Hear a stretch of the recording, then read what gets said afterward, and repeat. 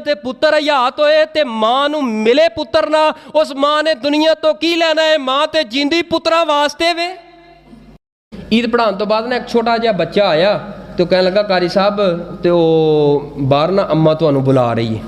तो वो मैं चला गया, उन्होंने प्यार दिता, मुहब्बत की ते अम्मा कहती है पुत्र मैनू भी पता थोड़ियां मजबूरियां होणगियां, तेरा सफ़र है वापस जाना है, लेकिन मैं ना घर सेवियां पकाइयां ने तुहाडे वास्ते, मेरा दिल करदा है कारी नूं ना अज मैं सेवियां दी प्लेट खवावां।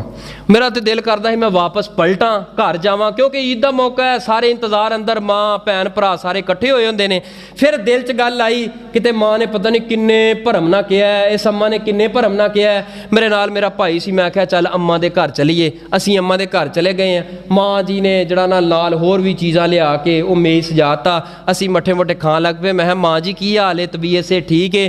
तो माँ जी रो पईयां। माँ पता की आंदी है, पुत्र मेरा दिल कीता है अज मैं तेनू पुत्र बना के अपने घर। मैं तेनू रब पुत्र नहीं दिता? माँ नहीं, पुत्र तो अल्लाह ने मैनू एक दिता है, लेकिन 10 साल हो गए ने, 10 ईदा मेरी जिंदगी अंदर आ गई ने। पुत्र अपना घर छड्ड के दूसरी गली अंदर मेरा घर है, दूसरी गली अंदर पुत्र दा है। कभी हाल पुछण वास्ते माँ दे कोलों ये नहीं पुछण आया माँ अज खुशी का मौका है, कैसी तबीयत सेहत है? बस पुत्र, मैं पुत्र दियां राहां वेंदी हां, बस पुत्र दा दरवाज़ा वेनी हां, पुत्र दा बाजार वेनी हां। बस एवें ही सैकदी दुआ कर अल्लाह मैनू दुनिया तो चुक ले।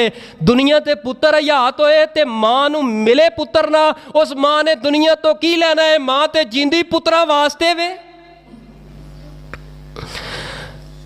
कारी पुत्र मावां जेड़ियां ने पुत्रा वास्ते जींदियां ने दुनिया दे उपर। मावां ने कुछ नहीं लैना इस दुनिया दे कोलों, ए दुनिया दियां दौलतां दे कोलों इन्हां मावां ने कुछ नहीं लैना। नौजवाना ना रवाया कर इस मां नूं, ना सताया कर इस मां नूं। खुदा रै इस मां की कदर कर, इस मां नाल मुहब्बत कर। ए मां तेरी जिंदगी का असासा है, मां तेरी कामयाबी की जड़ है। अगर मां राजी है, मां तेरे ते खुश है, हर दुनिया का खजाना तेरी झोली अंदर है। ना करया कर गिले शिकवे, यार मैं बड़ा ही गरीब हाँ, बड़ा ही माड़ा है। ओ तू कादा गरीब है? तेरे घर दे सेन दे चारपाई दे उपर तेरी बुढ़ी मां मौजूद है, तू गरीब है?